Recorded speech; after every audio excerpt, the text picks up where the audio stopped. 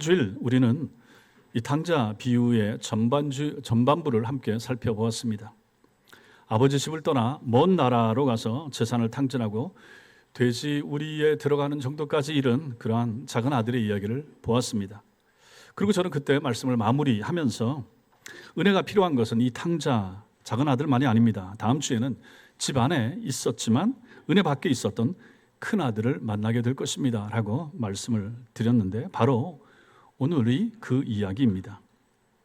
여러분이 생각할 때 이 두 아들, 이 두 형제 중에 누가 더 불행한 사람일 것 같습니까?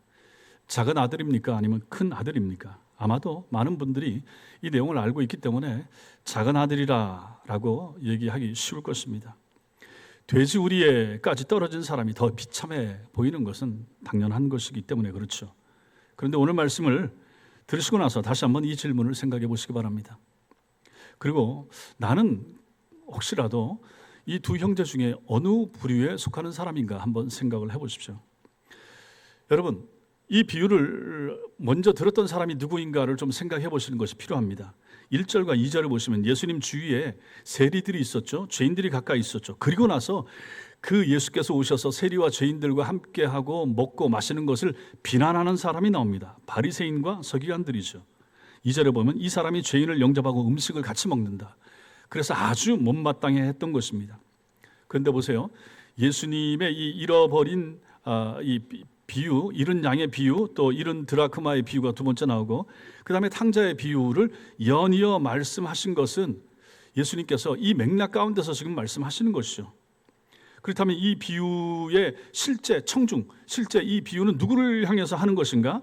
특히 탕자의 비유에서 큰 아들에 해당하는 사람 누구일까요? 바리새인과 서기관들입니다. 그들은 율법을 잘 지키고 종교적 의무를 다하고 있으며 하나님의 집인 성전에서 충성하는 사람들입니다. 그런데 이들을 가지고 오늘 성경은 우리 주님은 큰 아들로 비유하시는 것이죠. 예수님은 지금 집안에 있으면서도 아버지의 기쁨에 참여하지 못하는 사람들 향해서 말씀하고 계십니다. 그리고 오늘 우리들 중에도 혹시 그런 사람들이 있을 수가 있다 하는 것을 이 말씀이 우리에게 전해줍니다. 교회를 오래 다녔고 교회 봉사를 잘하고 계시고 헌금도 잘 드리고 예배도 거르지 않지만 어딘가 마음 깊은 곳에서 하나님의 기뻐하시는 그 기쁨이 내 기쁨이 되지 못하는 사람, 하나님의 기쁨에 참여하지 못하고 있는 사람, 바로 오늘 말씀은 그러한 성도들을 위한 말씀이 될 것입니다. 먼저 밖에서 들은 풍악 소리가 나오는 장면을 보게 됩니다. 25절에 보시면 맏아들은 밭에 있다가 돌아와 집에 가까이 왔을 때 풍악과 춤추는 소리를 듣고 일하고 돌아오는데 집안에서 잔치 소리가 들린다 하는 것입니다. 이 큰아들 보세요. 밭에서 일하고 돌아옵니다. 이 짧은 문장에서 우리는 이 큰아들의 성품을 어느 정도 유추할 수 있습니다. 일 열심히 합니다. 성실합니다. 책임감도 있어 보입니다.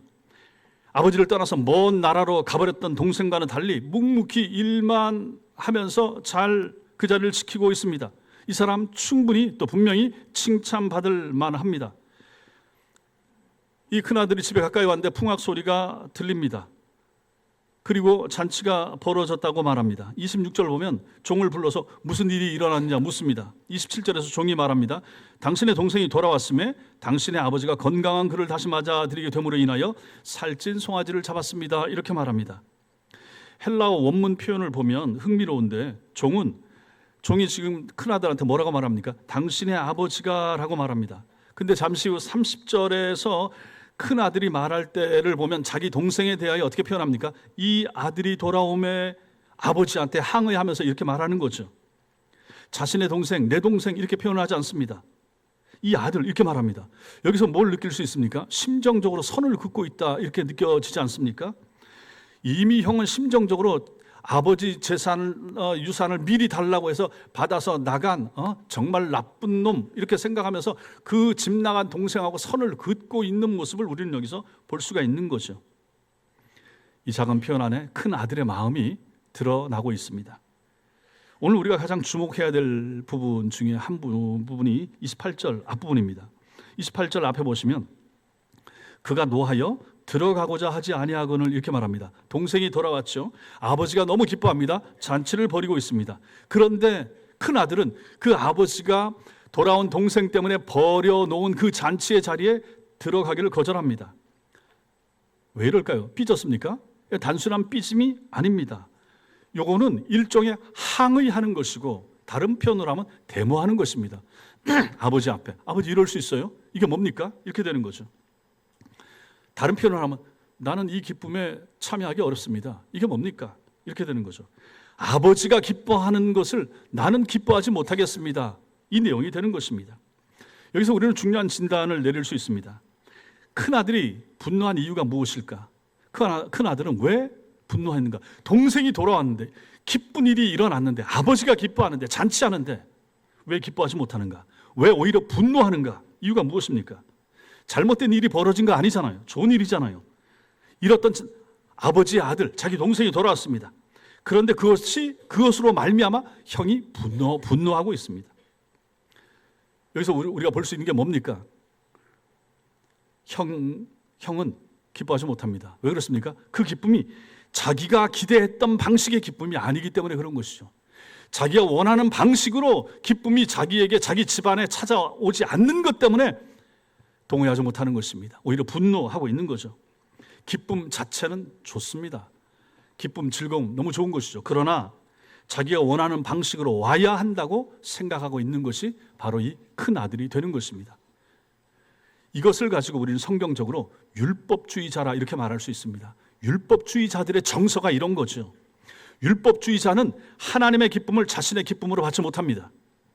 하나님이 기뻐하시는 것을 당연히 자신도 기뻐해야 되는데 그 기쁨이 자신의 공로와 연결되지 않으면 기뻐하지 못합니다. 내가 행한 것 때문에 사람들 앞에 인정받고 칭찬받고 그래서 내 마음이 기뻐지면 기뻐지겠는데 지금 이 상황에 이 큰아들은 기뻐할 수가 없다 하는 것입니다. 이런 사람이 누굽니까? 아니 하나님이 기뻐하는데, 아버지가 기뻐하는데, 온 집안에 다 기쁨의 잔치가 벌어지고 있는데 자기하고 무관한 기쁨이라고 해서 기뻐하지 못하는 이 사람 누굽니까? 율법주의자인 것입니다. 오히려 분노합니다. 이것이 남의 이야기이겠습니까? 나는 교회 안에서 오래 헌신하고 섬겨왔는데 어느 순간 교회에 등록하신 지 얼마 안 된 분이 너무 열심히 해. 굉장히 열심히 해. 한 6개월, 1년 열심히 하고 하니까 목사님도 인정해줘. 교인들도 좋아해. 박수 쳐줘. 그 다음에 어떤 일도 맡겨.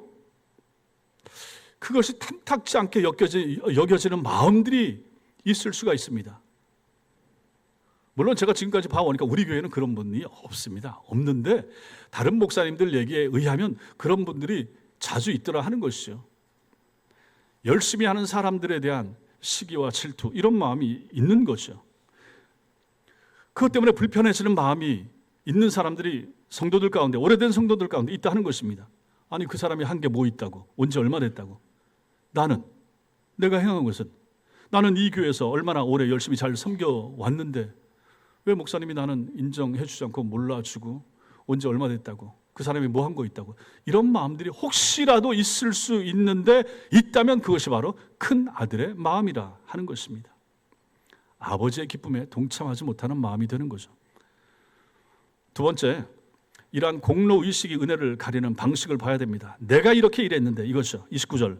아버지께 대답하여 이르되 내가 여러 해 아버지를 섬겨 명을 어김이 여건을 내게는 염소 새끼라도 주어 나와 내 벗으로 즐기게 하신 일이 있습니까? 따지는 거죠. 여기에 큰 아들의 영적인 상태가 잘 드러납니다. 여기 보시면 먼저 내가 여러 해 아버지를 섬겨 이렇게 말합니다. 내가 여러 해 아버지를 섬겨. 공동번역 성경은 이것을 이렇게 번역합니다. 저는 이렇게 여러 해 동안 아버지를 위해서 종이나 다름없이 일을 했습니다. 이렇게 번역하고 있습니다. 큰 아들이 아버지와의 관계를 이해하고 있는 방식을 여기서 봐야 됩니다. 그는 아버지와 아들의 관계라기보다 지금 이 공동 번역으로 보면 뭡니까? 주인과 종의 관계처럼 그러한 마음을 아들이 가지고 있다 하는 것입니다. 집안에 있었지만, 집안 일을 했지만 아들로서가 아니라 종처럼 일한 것이죠. 아니 누가 그렇게 살라고 했습니까? 아버지가 그렇게 했겠습니까? 아니죠. 스스로 그렇게 살았던 것이죠.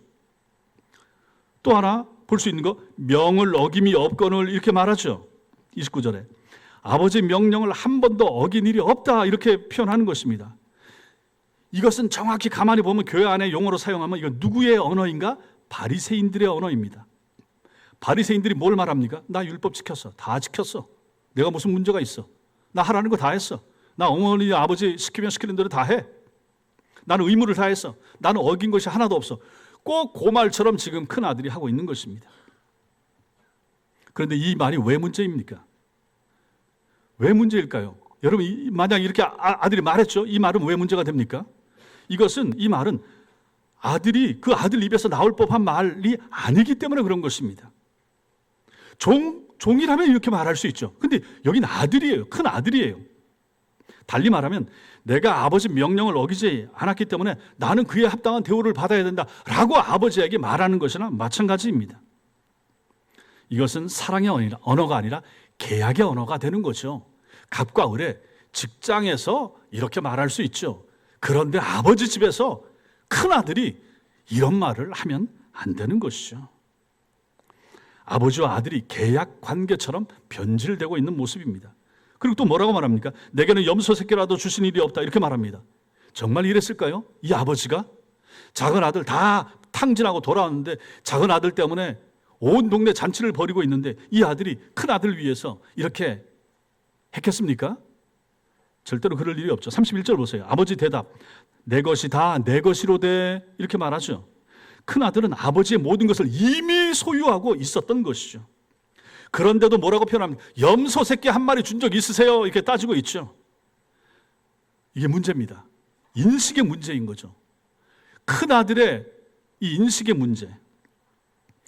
뭐가 문제가 되는 것입니까? 은혜를 은혜로 보지 못하는 것이 문제가 된다 하는 것입니다. 아버지 집에 있으면서 작은 아들, 작은 동생은 받아서 나갔잖아요. 나머지는 뭡니까? 아버지 돌아가시면 다 내 거예요. 지금도 다 내 거예요. 근데 그것을 내 것으로 생각하지 못한 거예요. 종처럼 생각한 거죠. 자기는 의리고 아버지가 갑인 것처럼 생각한 거죠. 이게 얼마나 큰 문제인가? 어쩌면 이런 생각을 하고 있는가? 인식의 문제 아닌가 하는 것이죠. 은혜를 은혜로 보지 못하는 모습입니다. 그가 매일 누린 것들, 큰 아들이 아버지 집에서 매일 먹었잖아요. 매일 잤잖아요. 매일 쉬었잖아요. 아버지 집안에서 보호를 모두 받았잖아요. 이게 뭡니까? 은혜 아닙니까? 아버지 집안에 있기 때문에 누린 이 모든 은혜, 이 모든 것이 아버지의 은혜였지만 이 아들은 어떻게 생각한 겁니까? 자기가 일 열심히 했기 때문에 내가 아버지한테 이 정도 받는 것이지 라고 계약관계처럼 생각하고 있다 하는 것입니다. 이게 얼마나 큰 문제인가? 대가로 생각하는 거예요. 은혜를 보지 못하는 사람에게는 아무리 많은 은혜도 그것이 은혜로 느껴지지 않는 것입니다. 이것이 바로 공로의식이 은혜를 가리는 방식이 되는 거예요. 내가 뭘 했네, 내가 했다라고 하는 것이 하나님의 은혜를 가리고 있더라 하는 것입니다. 우리가 받은 것을 내가 당연히 받아 누려야 할 것으로 이해하기 시작하는 순간 그 모든 것이 은혜로 보여지지 않게 되는 것입니다. 생각해 보십시오. 우리가 오늘 숨 쉬는 거, 오늘 아침에 일어난 거, 아마 오늘 새벽에도 세상을 떠나서 영안실로 들어가셨던 분들이 분명히 있을 것이고, 어제 오늘을 기대하면서 잤는데 깨지 못하신 분들도 있으실 것이고, 근데 여러분과 저는 무사히 잘 깨셔서 일어나셔서 교회에 오셔서 지금 이 자리에 예배를 드리고 있지 않습니까? 가족 중에 몸이 불편한 분들이 있을 수 있습니다. 그러나 다른 집이나 더 어렵고 더 힘든 분들 생각하면 그래도 이만큼 우리 자녀들이, 손주들이, 우리 부모님들이 이만큼 건강하고 이런 거 생각하게 되면 어떤 마음이 듭니까? 이거 얼마나 감사한가? 은혜 아닌가? 내가 예배를 드릴 수 있는 거, 우리 교회가 뭐 탁월하고 뛰어나고 뭐 크게 자랑할 것이 있는 교회는 아니지만 그럼에도 불구하고 자그마한 우리 예배당을 가지고 아름답게 또 신실한 성도들이 모여서 예배하고 또 서로를 아끼고 사랑하고 이런 좋은 공동체에 내가 속해서 일부가 되어서 성도로 천성교회 교인으로 섬기고 있음. 여러분 감사합니까? 정말 감사하십니까? 아니 이런 것에서부터 작은 감사를 찾을 수 있는 사람들이 되는 것이 필요하다 하는 것입니다. 당장 큰 감사, 큰 거, 뭔가 내가 했기 때문에 주어지는 것, 이것만 기대하고 바라서는 안 된다라고 하는 것을 우리는 이 부분에서 보게 되는 것이죠. 당연해 보이는 것을 너무 당연시 해서는 안 된다 하는 것입니다. 30절 보십시오. 아버지의 살림을 창녀들과 함께 삼켜버린 이 아들이 돌아오매 이 큰 아들의 이 굳은 마음, 이 완고한 마음, 동생에 대한 이 혐오가 섞여 있는 이런 마음을 보시라 하는 것입니다. 근데 보세요. 13절에 뭐라고 말합니까? 허랑방탕하여 그 재산을 낭비하였더니 이렇게만 말하고 있지. 이 비유 어디에도 동생이 창녀들과 어울렸다 이런 언급은 없습니다. 물론 충분히 그랬을 수도 있죠. 칼빈은 이 비유를 해석하면서 이 큰아들을 바리새인들과 연결해서 이해를 합니다. 큰아들의 문제는 동생의 죄가 아니라 아버지의 마음을 모르는 의인의식입니다. 나는 의인이야. 나는 저러지 않았어. 나는 내 동생하고 달라. 저게 뭐야? 나는 내 자리 지켰어. 이런 의식.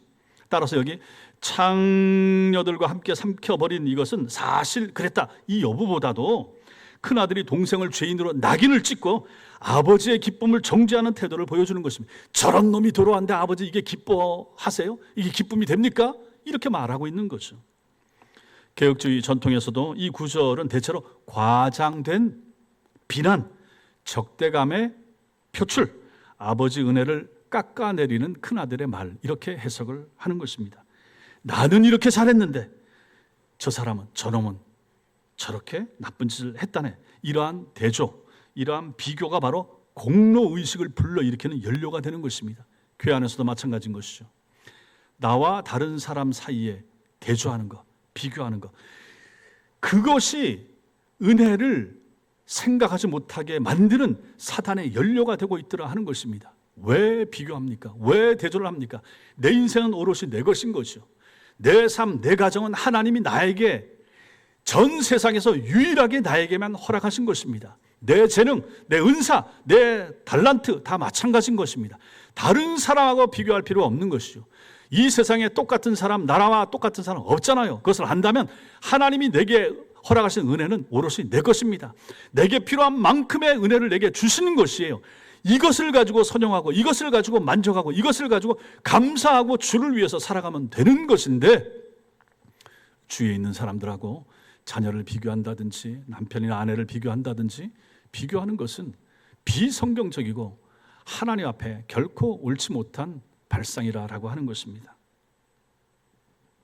타인의 실패, 다른 사람의 아픔이 있으면 그것을 연민으로 받아들이고 긍휼의 마음을 가지고 아유 너무 안 됐네, 기도해 줘야지, 이런 마음을 느끼기보다 저 사람이 안 됐을 때 저 사람이 어렵다네, 저 사람이 사업장이 뭐 어떻다네 라고 하는 소식을 들으면서 그러면 그렇지 이런 마음이 든다든지, 내 마음에 야릇한 만족감, 작은 표현되지 못하는 속으로만 기뻐하는 기쁨이 있다 그러면 내가 누구인가, 그 마음이 일어나는 여러분 자신이 만약 그렇다면 내가 누구인가 살펴볼 필요가 있다 하는 것입니다. 그 마음이 바로 큰 아들의 마음인 것입니다. 세 번째, 우리는 이 아들에게도 나와서 다가오는 권면하는 아버지를 봅니다. 아버지가 나와서 28절 후반부에 아버지가 나와서 권하는지라. 성도 여러분, 앞에서 우리는 작은 아들을 봤습니다. 작은 아들을 향해서 아버지가 어떻게 했습니까? 28절에 보면 아직 거리가 먼데 아버지가 그를 보고 측은히 여겨 달려가.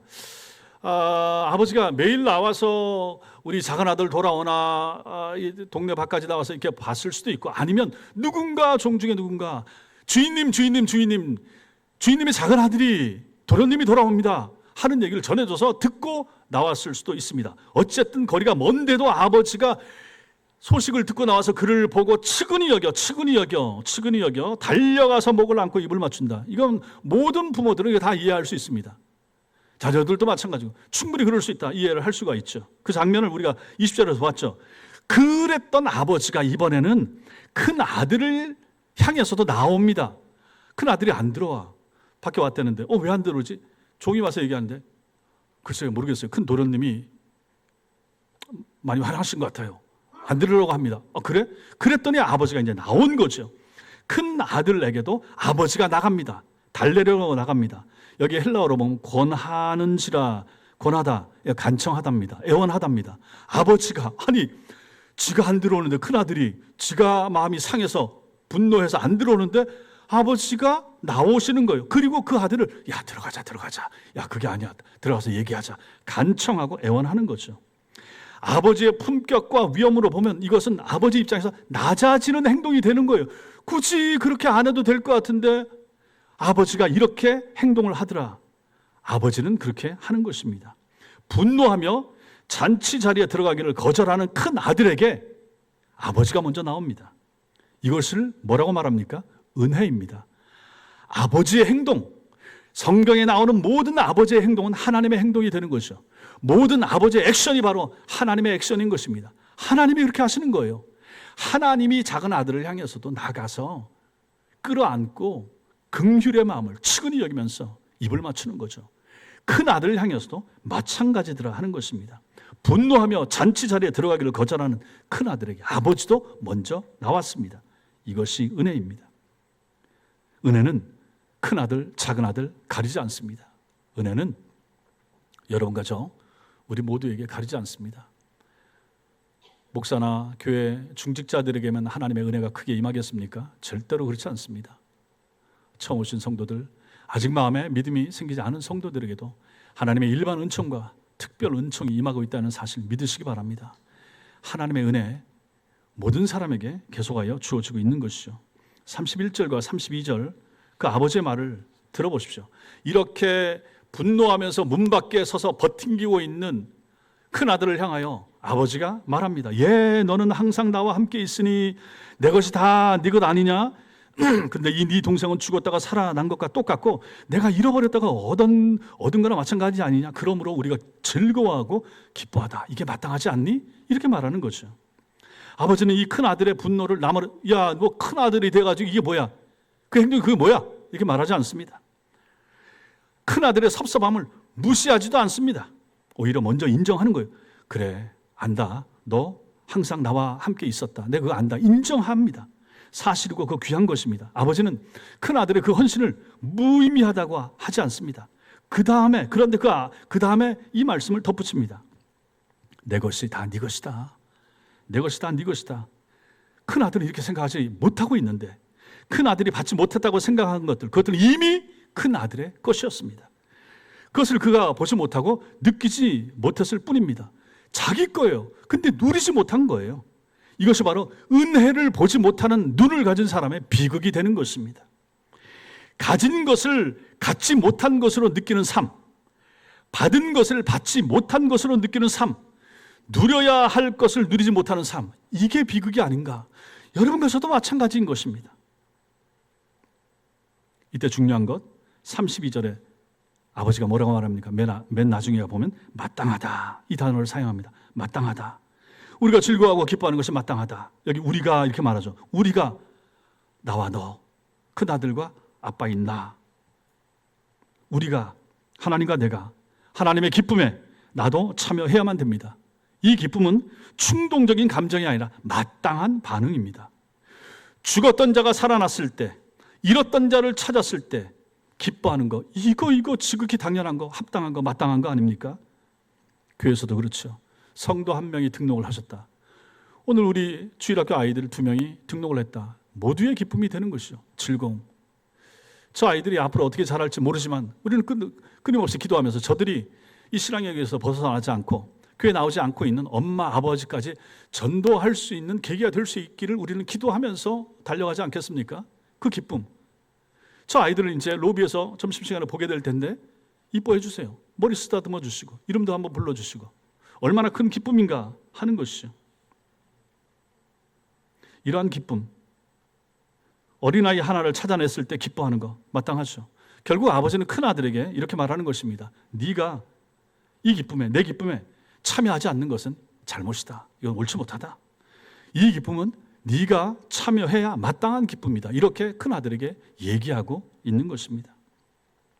이 말씀을 여러분과 저는 잘 들으셔야 됩니다. 하나님이 기뻐하시는 일에 함께 기뻐하는 것이 마땅합니다. 교인이라면 죄인이 돌아올 때 잃었던 자가 회복이 될 때 얼마나 기쁜 일인가. 교회 안에 한 사람이 세례를 받게 된다. 이게 얼마나 기쁜 일인가. 어떤 사람이 회심을 한다. 얼마나 기쁜 일인가. 구역 모임을 하는데 어떤 힘들었던 상황에서 하나님의 은혜로 좋아졌습니다라고 간증하면서 울먹울먹 할 때 그것은 우리 모두의 기쁨이 되는 것이 마땅하지 않는가? 교회가 어떤 좋은 일이 있다고 할 때 이거 함께 기뻐하는 일은 얼마나 지극히 당연한 일인가 하는 것이죠.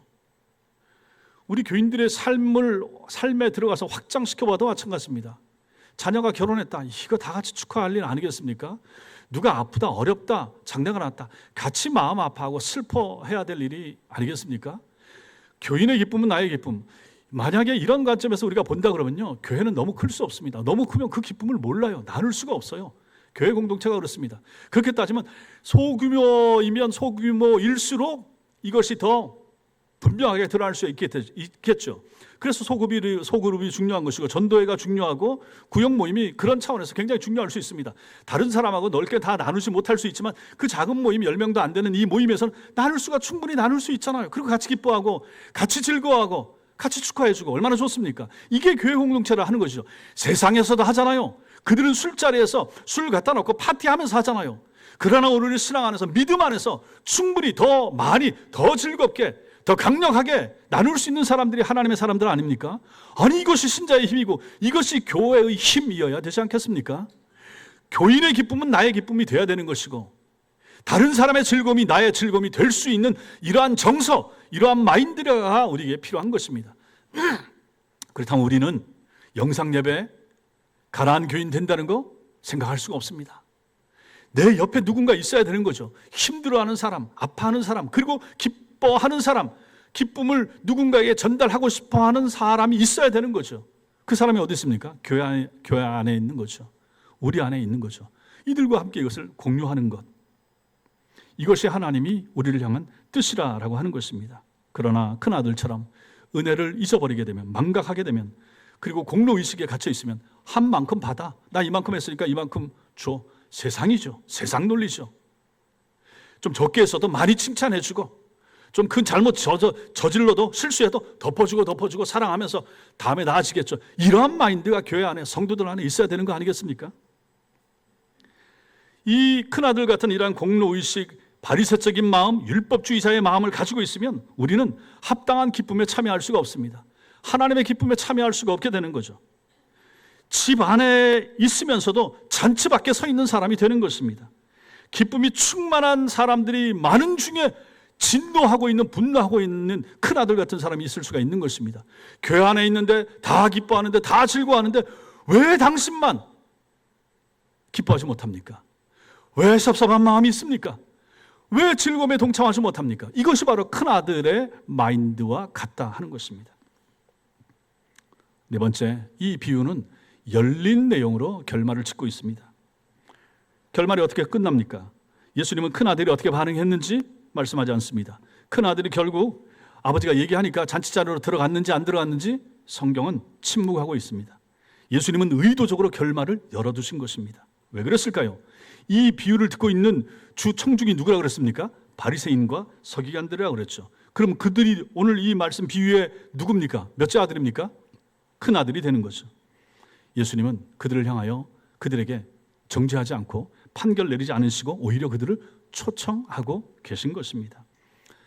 당신들도 이 잔치 자리에 들어오시지 않겠습니까? 나와 함께 기뻐하시지 않겠습니까? 라고 초청하시는 주님의 음성이 마지막까지 묻어나고 있는 것입니다. 그렇다면 성도 여러분, 이 큰아들이 잔치자리, 아버지 잔치자리에 들어가야 되는데 들어가려고 그러면 필요한 것이 있습니다. 뭐가 필요하겠습니까? 자신의 계산 방식 내려놓아야 됩니다. 자신의 공로의식을 접어둬야만 되는 것이죠. 내가 이만큼 했으니 대우 받아야지, 이걸 내려놓아야 된다 하는 것입니다. 그 생각을 버리는 것이죠.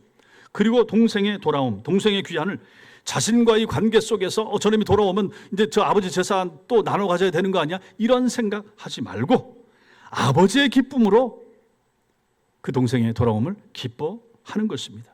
그것이 바로 은혜를 받는 길이죠. 아버지의 마음이 중요하다 하는 것입니다. 아버지의 마음을 아는 것, 이런 찬양, 이러한 시스템도 있잖아요. 아버지의 마음이 내 마음처럼 아버지의 뜻이 내 뜻이 되는 것, 이게 얼마나 귀중한 것인가 하는 것이죠. 그랬을 때 그 사람 속에 은혜가 임하게 되는 것입니다. 이것은 작은 아들이 회개하는 것과 다른 큰 아들이 회개해야 될 부분이 여기에 있는 것이죠. 작은 아들의 회개는 가진 재산 마음대로 쓰고 방탕하던 삶에서 돌이키는 회개, 우리가 아는 전통적인 그런 회개가 되는 거죠. 그러나 이 큰 아들의 회개는 무엇입니까? 교회 안에 있어요. 잘해요. 문제 없어 보여요. 그런데도 회개할 것이 있다 하는 것입니다. 뭘 회개해야 됩니까? 자기 의로움을 회개해야 되는 거죠. 자기 공로를 회개해야 되는 거죠. 자기 중심에서 살고자 했던 것을 회개해야 된다 하는 것입니다. 어떤 의미에서는 이것이 더 어려운 회개가 될 수 있습니다. 크게 잘못했다가 돌아오는 것은 한번 크게 한번 맞고 돌아오면 돌아올 수가 있겠죠. 그런데 교회 안에서 잘 신앙생활 하고 있어. 나는 괜찮아. 나 큰 죄 짓지 않고 내가 교회 안에서 해야 될 거 다 하고 다른 사람들 다 인정해 주는 그런 중직자예요. 이런 마인드를 가지고 있으면서 자기 의의 기준을 세우고 나 중심으로 교회가 움직여지길 바라고 그렇게 되지 못할 때 섭섭한 마음을 가지고 있다 그러면 이 사람의 회개해야 되는데 이 사람도 회개해야 되는데 이 회개가 더 어려운 회개가 될 수 있다 하는 것입니다. 자기 의는 자신이 잘못됐다 하는 것을 느끼지 못하게 만들기 때문에 그런 것입니다. 마취와 같은 거예요. 내가 나 잘하고 있는데 나만큼만 하라고 그래. 이러면 회개하기 어려운 것이죠. 내려놔야 되는데. 오늘 예수님은 뭐라고 말씀하십니까? 이 형도, 큰 형도 회개해야 된다, 돌아와야 된다 이렇게 말씀하시는 것이죠. 팀 켈러 목사님은 그의 책 탕부 하나님에서 이 비유를 해설하면서 이렇게 정리합니다.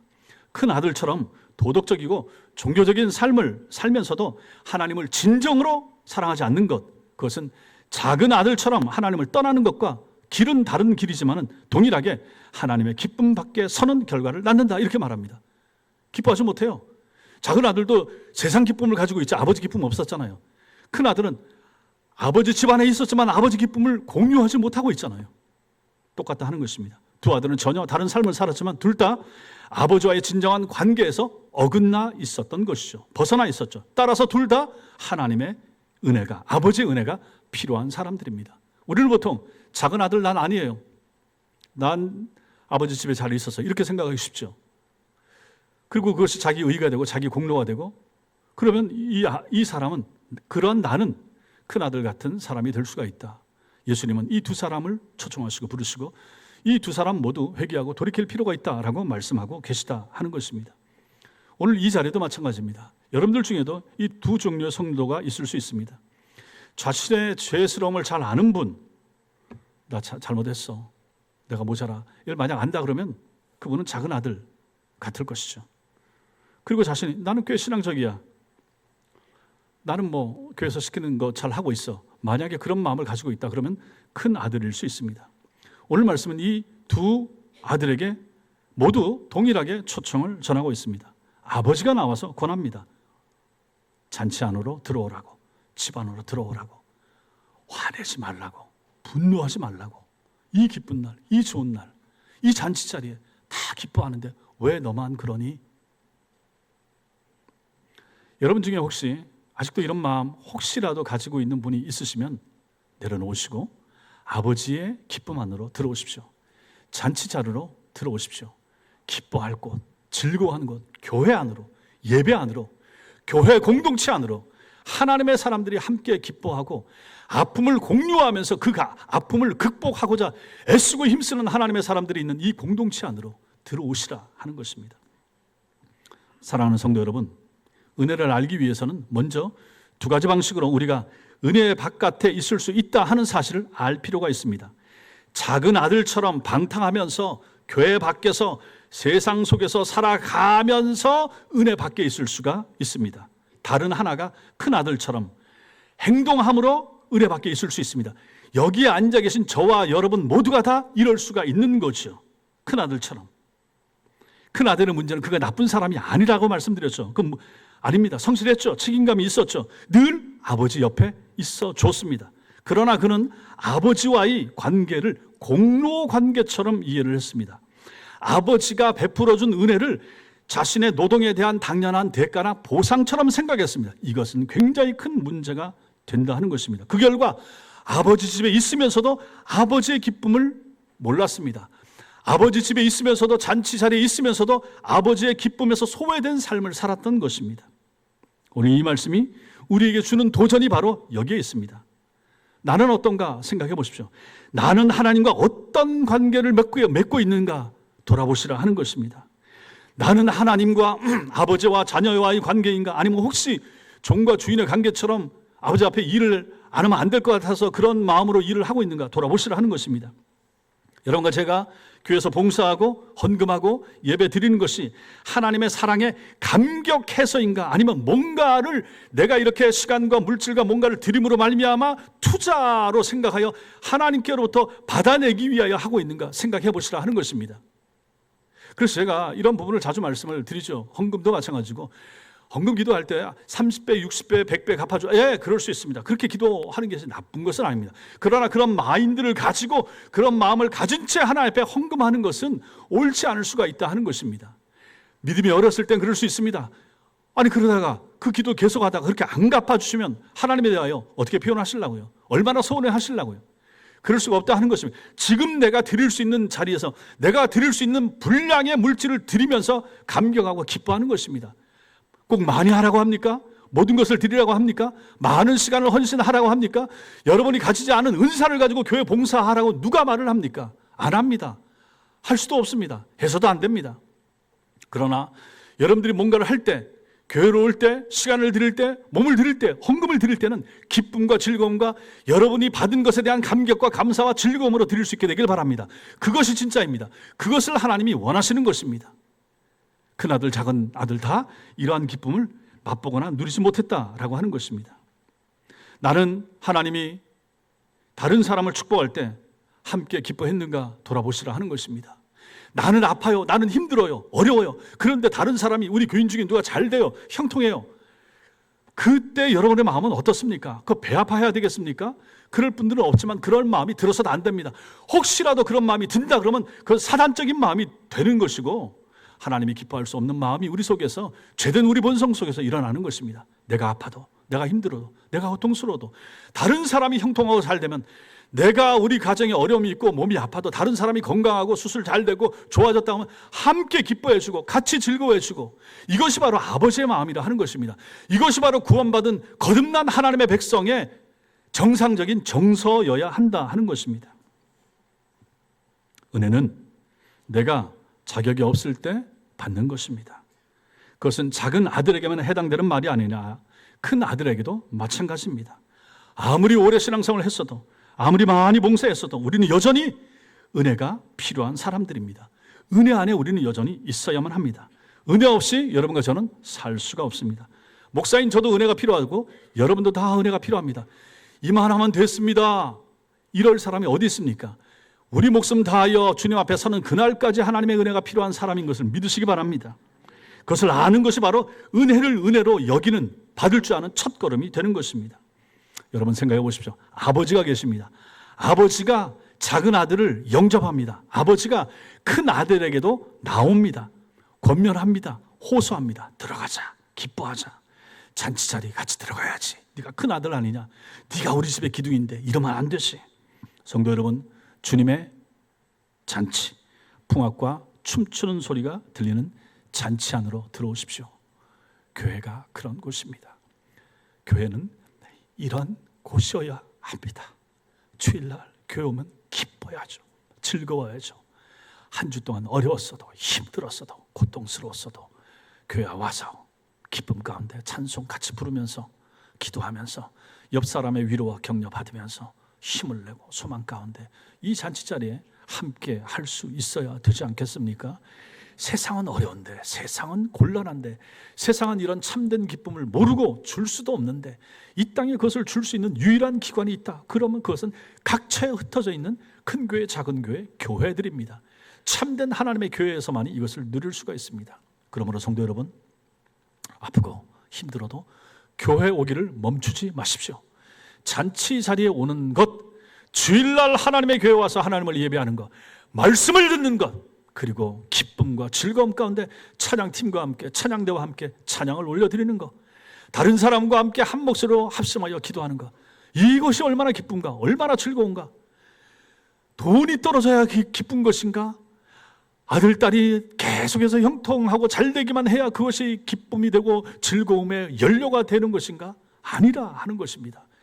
우리는 언제든지 이 마음만 바꾸면, 이 말씀 가운데서 주어지는 예배와 이 말씀이 오늘 주는 이런 내용을 마음에 새기기만 한다 그러면 기쁨은 샘솟듯이 우리 속에서 솟아날 수가 있는 것입니다. 우리는 항상 잔치 자리에 올 수가 있는 것이죠. 이렇게 하나님의 잔치 자리 안에 항상 들어오시고 그 안에 거하시고 이 자리에 들어오세요라고 초청하는 사람, 우리 교회가 베푼 잔치에 함께 가십시다라고 말할 수 있는 사람, 그리하여 누구든지 우리 공동체 가운데 오게 되면, 우리와 함께 예배를 드리게 되면 기쁨과 즐거움이 충만한 그러한 교회가 되기를, 그러한 성도가 될 수 있기를 주님의 이름으로 축원합니다. 기도하겠습니다.